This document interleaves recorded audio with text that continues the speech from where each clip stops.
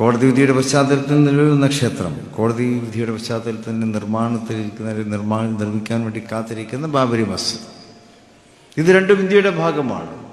രണ്ടും ഇന്ത്യയുടെ മതേതരത്വത്തെ ശക്തിപ്പെടുത്തുന്ന മികച്ച ഉദാഹരണങ്ങളാണ്. നമ്മൾ അതിനെ ഉൾക്കൊള്ളുക.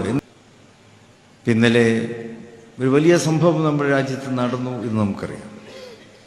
രാജ്യത്തെ ബഹുഭൂരിഭാഗം ജനങ്ങളും ആദരിക്കുന്ന, ബഹുമാനിക്കുന്ന ശ്രീരാമക്ഷേത്രം. അതൊരു യാഥാർത്ഥ്യമാണ്. അത് രാജ്യം, അതിൽ നിന്നും നമുക്ക് പുറകോട്ട് പോകുവാൻ സാധിക്കുകയില്ല. അത് രാജ്യത്തെ ബഹുഭൂരിപക്ഷം വരുന്നൊരു സമൂഹത്തിൻ്റെ ആവശ്യമാണ്. അത് അയോധ്യയിൽ നിലവിൽ വന്നു എന്നുള്ളതാണ്. പക്ഷെ അതേക്കുറിച്ച് നമ്മൾ അതിനെ പ്രതിഷേധിക്കേണ്ട മറ്റോ കാര്യമൊന്നും നമ്മളെ സംബന്ധിച്ചിടത്തോളം ഇല്ല.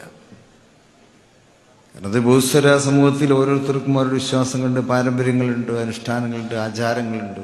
അതനുസരിച്ച് മുന്നോട്ട് പോകുവാൻ നമ്മുടെ രാജ്യത്ത് സ്വാതന്ത്ര്യമുണ്ട്. കോടതി വിധിയുടെ പശ്ചാത്തലത്തിൽ നിലവിലുന്ന ക്ഷേത്രം, കോടതി വിധിയുടെ പശ്ചാത്തലത്തിൽ നിർമ്മിക്കാൻ വേണ്ടി കാത്തിരിക്കുന്ന ബാബരി മസ്ജിദ്, ഇത് രണ്ടും ഇന്ത്യയുടെ ഭാഗമാണ്.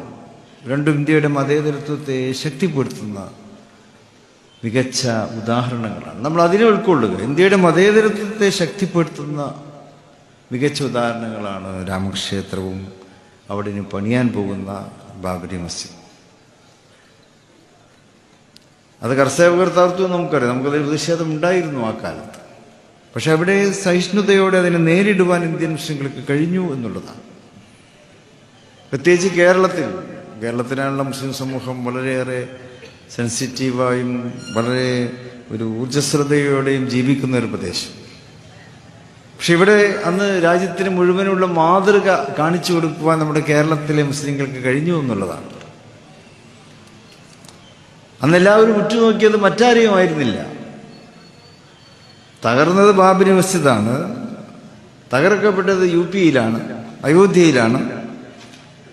പക്ഷെ രാജ്യവും രാജ്യത്തെ രാഷ്ട്രീയ നേതൃത്വമൊക്കെ ഉറ്റുനോക്കിയത് ഇങ്ങ് തെക്കേ അറ്റത്തുള്ള കേരളത്തിലേക്കാണ്.